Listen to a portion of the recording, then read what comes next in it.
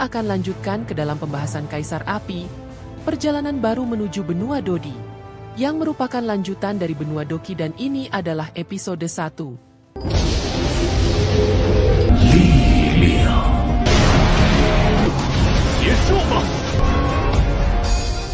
Diawali di Kekaisaran Jiama dan tepatnya merupakan kota Wutan tempat orang tua Xiaoyan.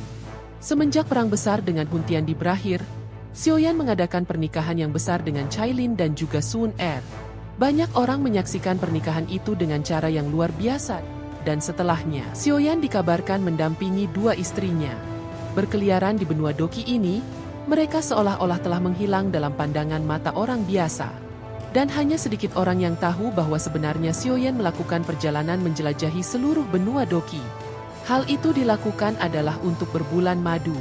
Setelah hal tersebut selesai, dua istri Xiaoyan yaitu Cailin dan juga Sun Er, akhirnya melakukan retreat untuk bisa menembus ke tahap Dodi. Sejak saat itu juga Kekaisaran Jiama, tepatnya kota Wutan, telah menjadi kota nomor 1 di seluruh benua Doki ini. Dan di sana keluarga kecil dari klan Xiao telah berkembang. Xiaoyan sekarang duduk di atas puncak gunung. Kemudian bergumam pada dirinya sendiri. Aku bertemu dengan Guru Yao di tempat ini. Tidak disangka pertemuan Xiaoyan dengan Abah Yao saat itu akan benar-benar membuat Xiaoyan mencapai tahap hari ini, di mana dia telah menjadi orang nomor 1 di seluruh benua. Dan benar-benar menyelamatkan benua Doki dari kehancuran akibat kegilaan seorang Hun Tiandi. Xiaoyan kemudian kembali bergumam pada dirinya sendiri. Nafas ini seharusnya hampir sama. Puluhan tahun benar-benar berlalu dengan cepat. Dan di saat berikutnya dari arah belakang Xiaoyan terdengar suara dari seorang wanita. Kakak Xiaoyan. Hal ini membuat Xiaoyan berbalik, yang ternyata itu merupakan Sun Er yang telah keluar dari retreatnya. Xiaoyan bertanya, apakah kau sudah berhasil? Sun Er sambil senyum dia pun menjawabnya, ya dan terima kasih banyak kakak Xiaoyan. Karena kau telah membuka lubang hitam itu. Dan aku bisa menyerap energi origin yang berada di dalamnya. Jika tidak, maka aku khawatir diriku masih belum bisa menerobos ke tahap Dodi hingga hari ini. Xiaoyan pada akhirnya memeluk Sun Er dengan erat dan dia memandangi wajah Sun Er sambil mengatakan, ketika ayahmu saat itu mengirimkan dirimu pada keluarga Xiao, sebenarnya dia telah kehilangan sesuatu yang luar biasa. Sun Er hanya tersenyum yang kemudian menjawabnya, kakak Xiaoyan, kau selalu menjadi pahlawan yang besar di dalam hatiku. Suasana pun menjadi semakin memanas, yang pada akhirnya Xiaoyan bersama dengan Sun Er kali ini langsung berpelukan. Namun di saat sedang panas-panasnya, ada suara terbatuk yang muncul dari langit. Dua pria parubaya segera keluar dari kehampaan dan melihat pada Xiaoyan. Ia sedang berpelukan dengan Sun Er. Raut wajah dari dua pria parubaya itu dalam sekejap saja langsung merah. Salah satu dari pria parubaya itu pun mengatakan, sepertinya kita datang di waktu yang salah. Uhuk-uhuk sambil terbatuk. Sementara Sun Er segera melepaskan pelukannya dari Xiaoyan dan dia segera mengatakan, ayah, Senior Zukun. Sedangkan Guyuan hanya tertawa. Sudahlah tidak masalah, lagian kalian juga sudah menikah. Tatapan mata Guyuan melihat pada Xiaoyan, kau benar-benar bocah yang sangat beruntung. Aku pikir saat itu diriku mengirimkan Sun Er menuju keluarga Xiao, supaya aku bisa mendapatkan potongan dari batu giok kuno. Namun tidak disangka bahwa sebenarnya akulah yang telah kehilangan putriku. Namun hal itu juga cukup bagus. Karena kau menjadi menantuku pada akhirnya. Aku juga telah berhasil menjadi seorang Dodi. Sebagai mertuamu, aku benar-benar bangga. Xiaoyan hanya menggelengkan kepalanya ketika dia mendengarkan ucapan dari Guyuan. Detik berikutnya pandangan mata Xiaoyan segera melirik ke arah belakang. Dan dia bergumam, apakah pada akhirnya Cailin juga telah keluar dari retreatnya?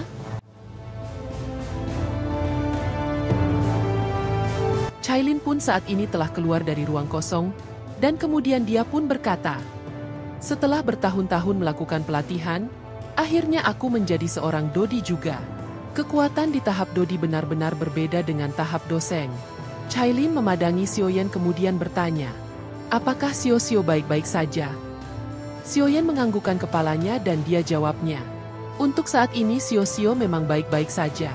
Dan dia telah pergi bersama dengan guru untuk mendapatkan bimbingan. Pada akhirnya mereka berlima langsung kembali menuju kediaman dari klan Xiao. Di depan gerbang yang besar ada ayah dari Xiaoyan. Melihat anaknya telah kembali ke tempat ini, Xiaozan pun menepuk bahu dari Xiaoyan sambil mengatakan, "Akhirnya kau kembali juga. Namun kau tidak perlu khawatir. Aku telah mengurus tempat ini dengan cukup baik demi dirimu. Kau sungguh bocah suka berpergian kemana-mana. Dan bahkan kali ini dirimu berniat untuk pergi ke dunia lain. Berhati-hatilah, dunia baru itu berbeda dengan benua Doki.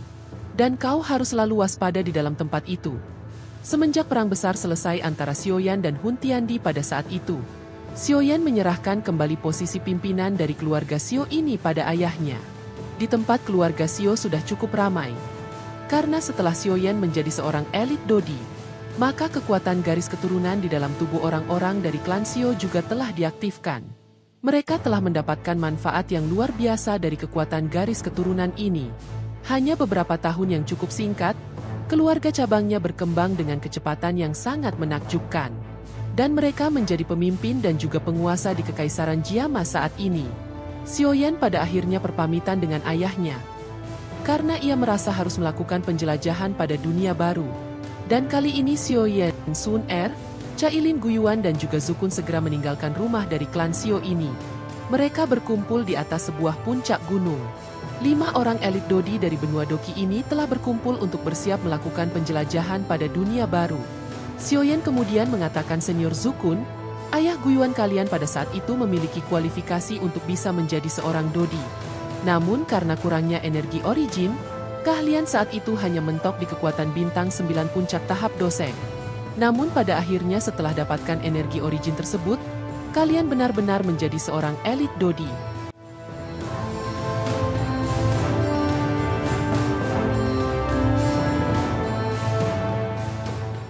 Zukun hanya tertawa ketika dia mendengarkan ucapan dari Xiaoyan kemudian menjawabnya, "Hahaha, meskipun kekuatanku saat ini juga berada di tahap Dodi, namun tampaknya ada kesenjangan yang besar antara kekuatanku dan juga kekuatanmu. Xiaoyan, level berapa sebenarnya saat ini?"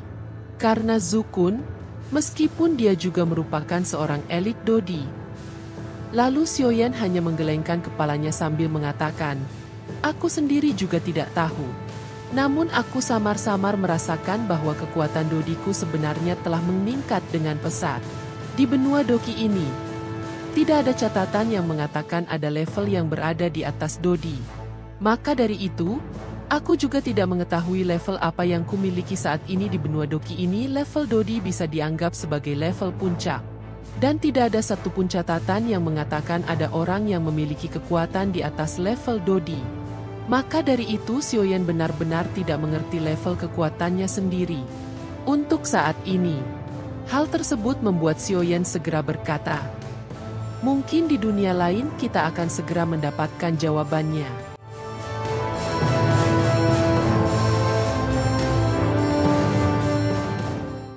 Selama ini aku bisa merasakan sebuah perasaan yang cukup kuat. Benua Doki ini tampaknya telah menjadi tempat yang cukup sempit bagi diriku. Dan aku merasa berkali-kali mendengarkan suara panggilan dari kejauhan yang tidak terduga.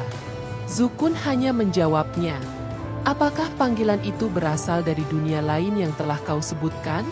Xiaoyan hanya tersenyum dan juga menganggukkan kepalanya. Detik berikutnya Xiaoyan melayang ke udara. Dia melambaikan lengan bajunya yang dalam sekejap saja langit telah berubah menjadi kegelapan. Hal itu kemudian memunculkan sebuah lubang hitam yang benar-benar besar. Guyuan, Zukun dan juga yang lainnya sekarang telah melayang di dekat dari Xiaoyan. Senior Zukun lalu bertanya, "Apakah lubang ini merupakan lorong menuju dunia lain?" Xiaoyan hanya menganggukkan kepalanya dan dia kemudian mengatakan, "Sudahlah, mari kita pergi dan memasuki lubang itu karena ini merupakan lubang untuk menuju dunia lain." Xiaoyan mengetahui bahwa dunia lain itu mungkin akan ada banyak bahaya. Sebagai antisipasi Xiaoyan memberikan 4 potongan batu giok pada Guyuan, Zukun, Sun Er dan juga Cailin. Yang kemudian Xiaoyan mengatakan pada Sun Er serta Cailin, "Ketika memasuki lorong dari lubang hitam ini, kalian tidak boleh jauh-jauh dariku. Dan jangan sampai kita terpisah. Namun ketika hal itu terjadi dan kita menghadapi situasi yang kritis, hal pertama yang harus kalian lakukan adalah melindungi diri sendiri. Bahkan jika sampai kita benar-benar terpisah, selama kalian masih memiliki potongan batu giok, maka aku akan bisa menemukan keberadaan kalian dengan mudah. Jangan sampai kehilangan potongan batu giok ini. Cailin dan juga Sun Er menganggukkan kepalanya ketika mendengarkan ucapan dari Xiaoyan. Selanjutnya Xiaoyan pun melambaikan bajunya dan dia berkata, "Sudahlah, mari kita pergi." Dia menjadi pemimpin yang pertama kali memasuki lubang hitam di langit. Hal itu segera diikut Sun Er, Cailin, Guiyuan dan juga Zukun.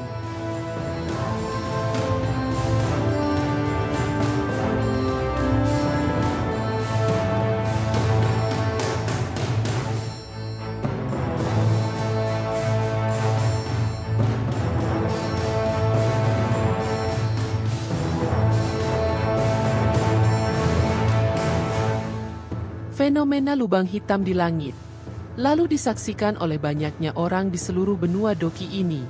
Pada akhirnya orang-orang itu sambil melihat ke arah langit, mereka pun berkata, "Salam hormat Kaisar Api Xiaoyan."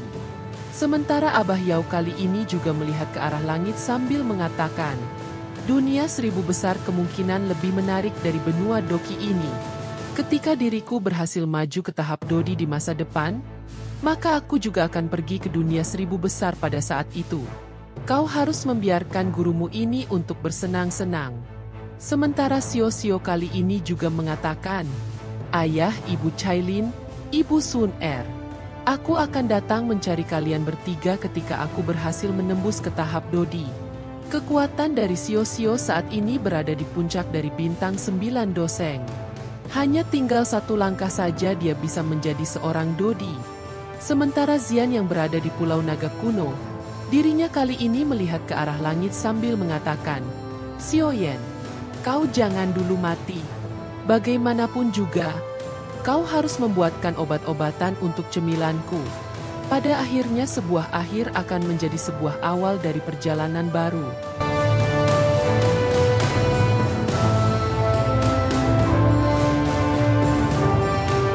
Kelompok Xiaoyan sekarang telah memasuki lorong yang benar-benar panjang dan gelap, seolah-olah lorong ini tidak ada habisnya. Xiaoyan kemudian mengatakan, "Di dalam lorong ini aku tidak menemukan adanya jejak Doki. Namun sepertinya ada sesuatu yang lain di dalam kegelapan yang perlahan menelan Doki di dalam tubuh kita." Guiyuan mau tidak mau, kali ini mengatakan, "Kenapa lorong ini seolah-olah tidak memiliki ujung? Ketika berada di benua Doki, dengan kekuatan kita saat ini bisa melakukan perjalanan dalam jarak yang sangat jauh dengan waktu sesingkat mungkin. Namun sekarang seolah-olah cukup jauh untuk melintasi lorong hitam." Tatapan mata Xiaoyan melihat pada lorong hitam ini dan kemudian dia berkata pada semuanya, "Lihatlah, sepertinya di depan sana ada cahaya dan seharusnya jika tebakanku tidak salah, itu merupakan pintu keluar dari lorong hitam ini."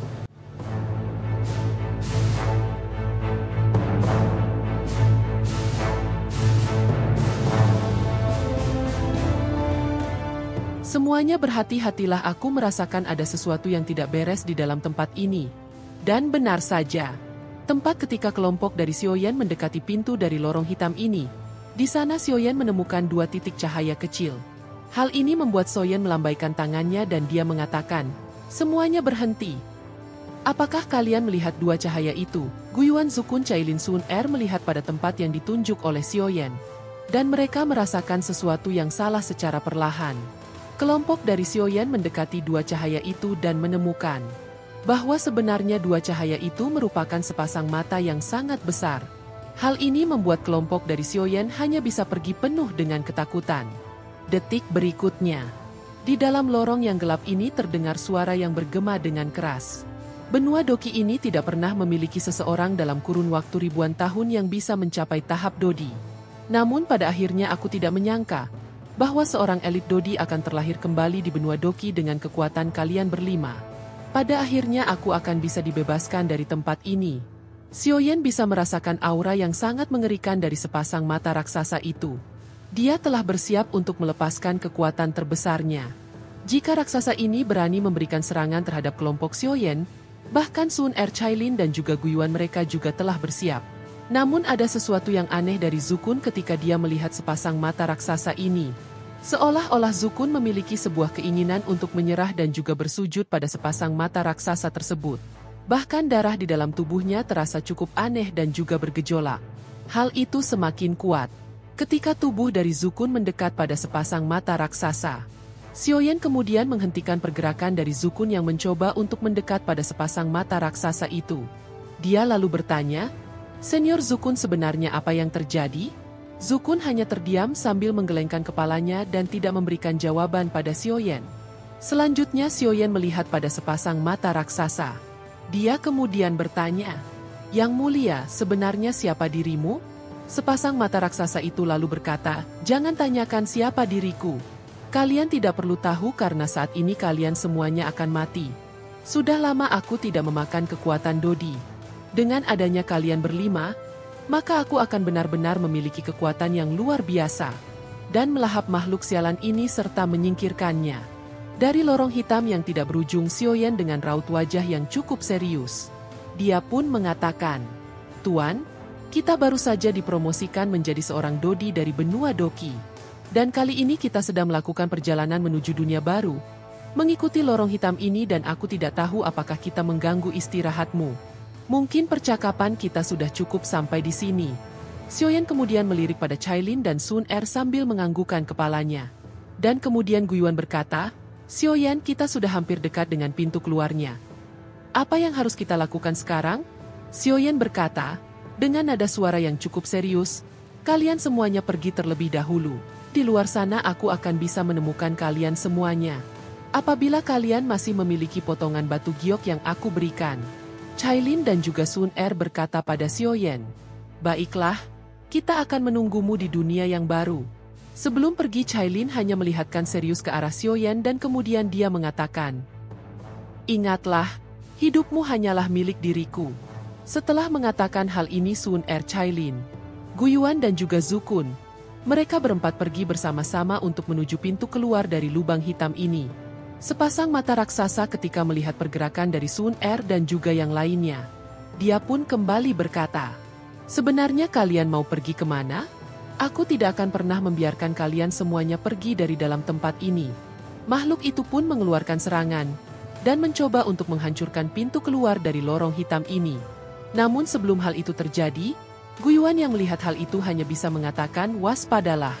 Sebenarnya makhluk itu berencana menghancurkan pintu keluarnya. Xiaoyan tanpa basa-basi lagi, tubuhnya langsung menghilang dan dia mengeluarkan kekuatan yang besar untuk menghalangi serangan dari sepasang mata raksasa sambil mengatakan, "Apakah sebenarnya kau akan mencoba menghancurkan pintu keluar? Jangan harap bisa semudah itu." Jari musim semi kuning, telapak tangan musim semi kuning. Kemarahan surga di musim semi kuning. Doki luar biasa dikeluarkan oleh Xiaoyan langsung menghantam serangan dari sepasang mata raksasa. Hal itu akan menghancurkannya dan menimbulkan ledakan yang cukup keras. Pada akhirnya serangan milik Xiaoyan itu kembali mengenai sepasang mata raksasa. Hal tersebut membuat sepasang mata raksasa mengaung dengan cara yang cukup menyedihkan. Tidak berhenti sampai di situ saja. Xiaoyan kembali mengeluarkan api teratai amarah Buddha. Hal seperti ini memancarkan kekuatan penghancur yang luar biasa. Xiaoyan menjentikan jarinya dan api teratai amarah Buddha menuju sepasang mata raksasa. Sun Er yang telah sampai di pintu keluar dari lubang hitam ini, sekali lagi melihat pada Xiaoyan sambil berteriak, "Kakak Xiaoyan, kita semuanya akan menunggumu.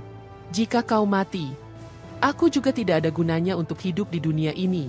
Xiaoyan hanya menjawabnya, "Tidak perlu khawatir. Tidak mudah bagi Xiaoyan untuk bisa mati. Sun Er, Cailin, kalian harus menungguku di dunia yang baru. Dan aku pasti akan mencari kalian." Dan akhirnya mereka berempat benar-benar menghilang dari lubang hitam ini. Detik berikutnya, teratai api amarah Buddha sekarang telah meledak dengan keras. Hal itu tepat mengenai wajah dari sepasang mata raksasa. Sementara Xiaoyan ketika menyaksikan ledakan tersebut hanya bisa berkata, "Aku Xiaoyan berada di tempat ini, ingin menyaksikan sebenarnya siapa yang berani menghalangi jalanku." Terkena ledakan yang luar biasa dari api teratai amarah Buddha membuat sekasa mata raksasa itu berteriak dengan penuh kesakitan. Dia kemudian mengatakan, "Wah, dasar manusia sialan. Kaisar ini pasti akan membuatmu membayar dengan harga yang mahal." Ledakan dari api teratai amarah Buddha memunculkan cahaya yang benar-benar terang di dalam lubang hitam ini. Dan akhirnya So yang bisa menemukan sosok asli dari sepasang mata raksasa itu. Yang tidak lain itu merupakan naga emas yang benar-benar besar. Naga emas itu pun sekali lagi berteriak pada Xiaoyan. "Bocah nakal, beraninya kau menyakiti diriku. Hari ini kau akan menderita sampai mati." Setelah mengatakan hal tersebut, naga emas pun mengayunkan cakar naganya ke arah Xiaoyan. Hal ini mengadu kekuatan penghancur yang tidak bisa diremehkan. Menghadapi serangan seperti itu, Xiaoyan mengepalkan tinjunya dan pedang besar kini telah muncul di tangan dari Xiaoyan. Dirinya berniat untuk melakukan perlawanan pada naga emas yang telah memberikan serangan cakar itu. Tepat ketika Xiaoyan ingin memulai pertarungan habis-habisan, Xiaoyi tiba-tiba saja muncul di pundak dari Xiaoyan. Dia kemudian melihat dengan cukup serius pada naga emas yang ada di depan sana. Di dahi dari Xiaoyi saat ini ada sebuah simbol misterius dan itu benar-benar mirip dengan simbol yang berada di dahi dari naga emas. Namun jika dilihat lebih dekat, simbol yang berada di dahi dari Xiaoyi warnanya lebih cerah jika dibandingkan dengan simbol yang dimiliki oleh naga emas tersebut. Tiba-tiba saja naga emas menghentikan serangan cakarnya terhadap Xiaoyan. Dan dia meraung seolah-olah meminta tolong untuk membebaskannya dari sesuatu. Xiaoyi kali ini mengoceh dengan cara yang tidak jelas pada naga emas tersebut. Dan Xiaoyan hanya bisa terdiam dengan cukup bingung. Dia tidak mengetahui apa yang telah terjadi.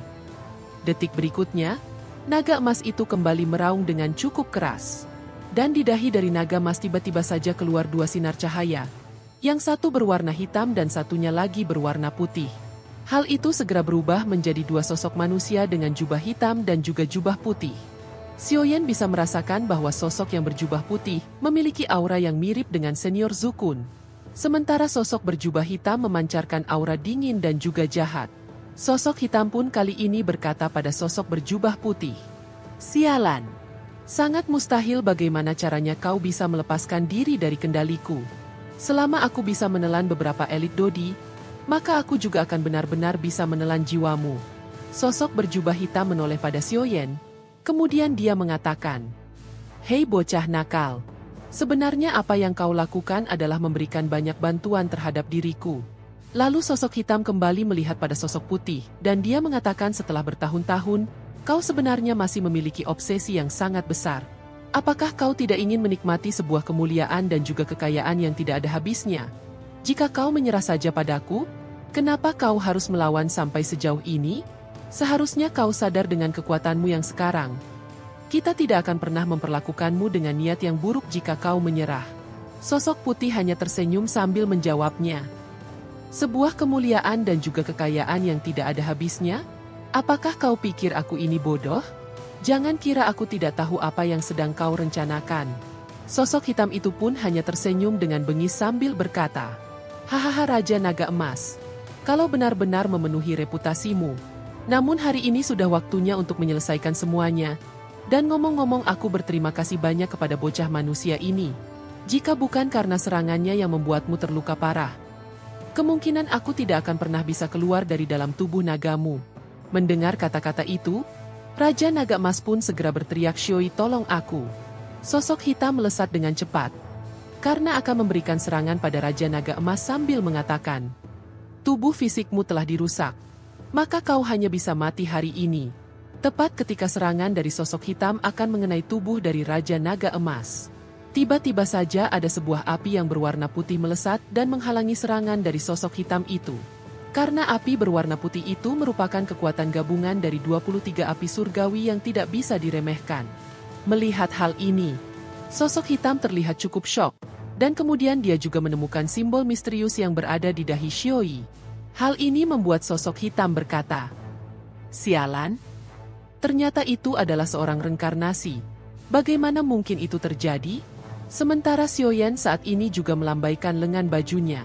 Dan dia mengeluarkan panggung api surgawi, yang di atasnya ada 22 dari api surgawi yang berbeda. Melihat hal tersebut, sosok hitam itu bisa merasakan kekuatan yang luar biasa dari panggung api surgawi yang dikeluarkan oleh Xiaoyan. Untuk beberapa alasan yang tidak diketahui, dia merasakan bahaya yang besar dan juga ketakutan. Sosok hitam itu pun langsung berbalik dan mencoba melarikan diri dari dalam tempat ini. Namun dari panggung api surgawi telah mengeluarkan sebuah formasi yang sangat besar. Dan hal itu menyelimuti tubuh dari sosok hitam hanya dalam waktu yang cukup singkat. Sosok hitam itu bisa merasakan bahwa tubuhnya akan tersegel. Tatapan matanya melihat pada Raja Naga Emas dan dia berteriak. Aku tidak menyangka bahwa aku sekali lagi akan bisa melihat seorang reinkarnasi. Sosok hitam itu memberikan pukulan yang sangat mengerikan pada tubuh fisik dari Raja Naga Emas dan akhirnya, tubuh dari Raja Naga Emas itu pun sekarang telah langsung dihancurkan. Sosok hitam yang tubuhnya akan benar-benar menghilang karena ditelan oleh formasi yang ciptakan Xiaoyan. Sekali lagi dia berteriak. Hahaha Raja Naga Emas, tubuh fisikmu sekarang telah hancur. Pondasimu juga telah terguncang, dan misiku bisa dianggap selesai. Lain kali kegelapan akan muncul dan mengalahkan cahaya. Pada akhirnya tubuh dari sosok hitam itu pun benar-benar hilang oleh formasi Xiaoyan.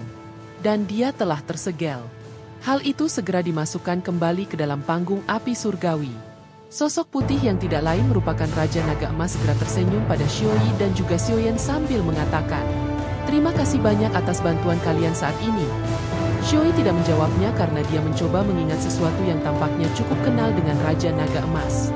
Namun Xiaoyi lupa siapa sebenarnya dan memiliki hubungan apa dengan orang ini. Sementara Xiaoyan hanya mengatakan, "Senior, ingatan dari Xiaoyi belum sepenuhnya pulih. Dan mohon maaf jika dia tidak mengingatmu. Sekarang apa yang harus kita lakukan?" Baru saja Xiaoyan mengatakan hal tersebut. Sebuah pusaran yang terbentuk di dalam lubang hitam ini.